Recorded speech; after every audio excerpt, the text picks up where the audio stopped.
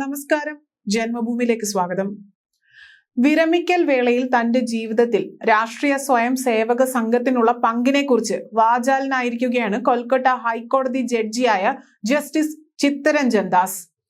RSS തനിക്ക് ദേശസ്നേഹവും ധൈര്യവും പകർന്നു നൽകിയെന്നും തന്റെ വ്യക്തിത്വ രൂപീകരണത്തിൽ പ്രധാന പങ്ക് വഹിച്ചുവെന്നും അദ്ദേഹം പറഞ്ഞു. കുട്ടിക്കാലം മുതൽക്കേ തന്നെ RSSന്റെ ഭാഗമാണെന്നും അദ്ദേഹം വിരമിക്കൽ പ്രസംഗത്തിൽ കൂട്ടിച്ചേർത്തു. ഇന്ന് ഞാൻ എൻ്റെ യഥാർത്ഥ വ്യക്തിത്വം വെളിപ്പെടുത്താൻ ആഗ്രഹിക്കുകയാണ്.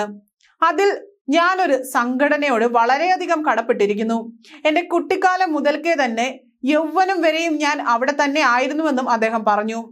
ധൈര്യശാലിയായി മാറാനും നേരിനൊപ്പം നിൽക്കാനും എല്ലാവരെയും തുല്യരായി കാണാനും എല്ലാത്തിലും ഉപരിയായി ദേശസ്നേഹവും എന്തു ജോലിയാണോ ചെയ്യുന്നത് അത് പൂർണ്ണ അർപ്പണ ബോധത്തോടെ ചെയ്യാനുമെല്ലാം ഞാൻ അവിടെ നിന്നുമാണ് പഠിച്ചതെന്നും ജഡ്ജി പറഞ്ഞു. ഞാനൊരു RSSകാരനായിരുന്നു, ഇനിയും ആയിരിക്കും.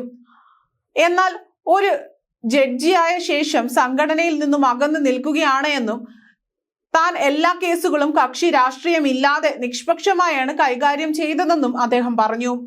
എന്റെ തൊഴിൽ രംഗത്തെ ഒരു നേട്ടത്തിനും സംഘടനയിലെ അംഗത്വം ഉപയോഗിച്ചിട്ടില്ല എന്നും അദ്ദേഹം കൂട്ടിച്ചേർത്തു.